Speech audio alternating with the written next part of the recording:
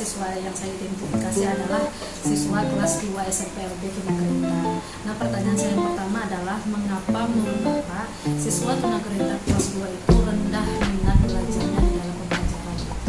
Kalau menurut saya, siswa tunagrahita itu rendah minatnya dikarenakan dari daya hambatan yang mereka miliki itu mempengaruhi terhadap minat belajarnya. Yaitu mereka kan memiliki hambatan di bidang intelektual, sehingga itu mengaruhi keseharian dan kan belajar untuk kegiatan sehari-hari aja juga mereka lambat.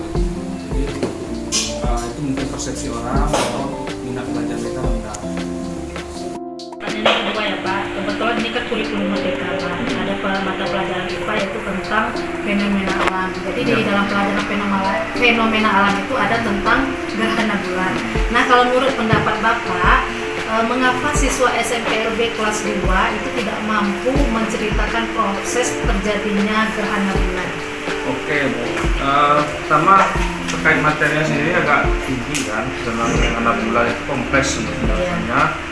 Kalau anak tunagrahita itu kan yang kita sebutkan tadi, mereka kan punya hambatan di intelektual.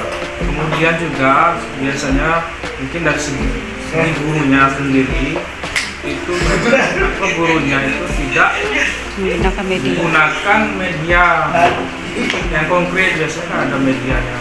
Jadi kalau menggunakan media, insya Allah anak itu sendiri akan ingat, bisa menceritakan walaupun tidak detail.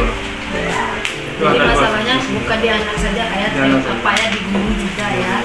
Selain anaknya di intelektual, tapi guru mungkin juga kurang menggunakan media pembelajaran. Hanya menulis atau cuman membaca di buku. Nah, jadi siswa tidak mampu ya Pak ya. Iya, jadi lupa lagi ya. Baik Pak, ini pertanyaan yang ketiga tentang numerasi, yaitu lebih ke matematika. Kalau menurut Bapak, mengapa siswa SMP kelas 2 itu, kelas 2 Tunagrahita itu tidak mampu melakukan penjumlahan bilangan sederhana, misalnya bilangan 1 sampai 20? Iya.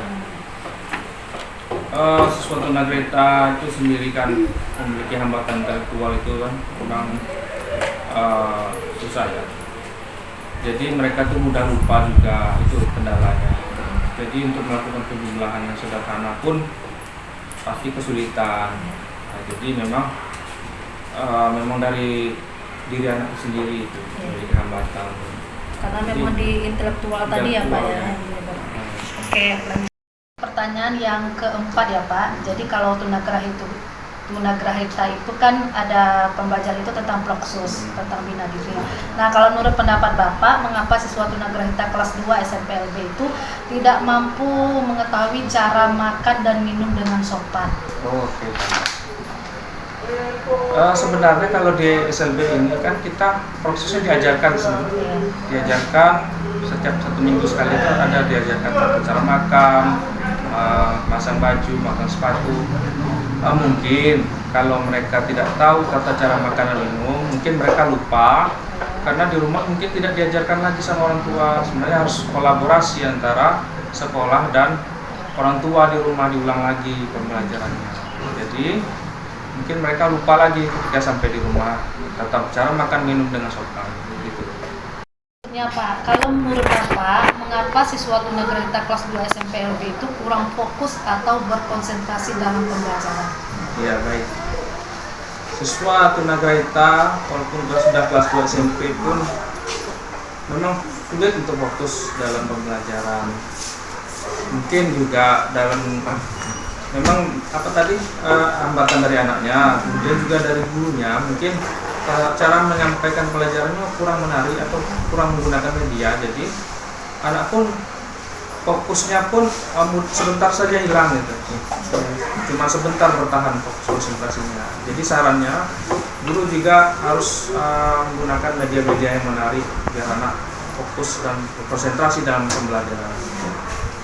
Pertanyaan selanjutnya, menurut Bapak, apa yang menyebabkan kurangnya perhatian orang tua siswa terhadap anaknya? Iya, mayoritas saya lihat di orang tua di sekolah luar biasa ini, mereka itu beranggapan bahwa apa yang diberikan sekolah itu sudah cukup gitu. Nah, jadi ketika sampai di rumah, anaknya sudah dianggap cukup apa yang didapatkan di sekolah tidak diberikan perhatian lagi di rumah.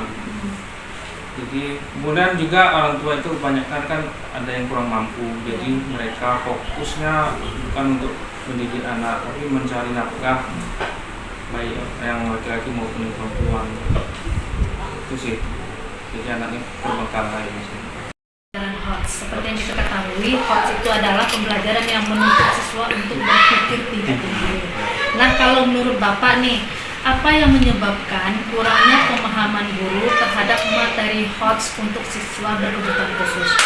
Ya baik, memang kalau materi HOTS ya, itu kayaknya memang menurut saya sendiri kalau diterapkan di sekolah luar biasa itu kurang bisa ya.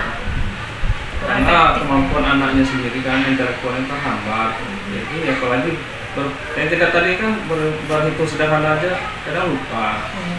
Bagaimana mau diberikan materi HOTS, jadi itu agak susah ya. Jadi memang karena sudah susah, guru pun juga kurang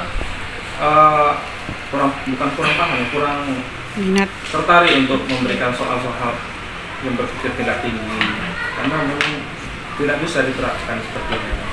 Beda kalau dengan anak SMA, SMK, SMP yang umum gitu ya, bisa mungkin karena kemampuan intelektualnya tidak terhambat.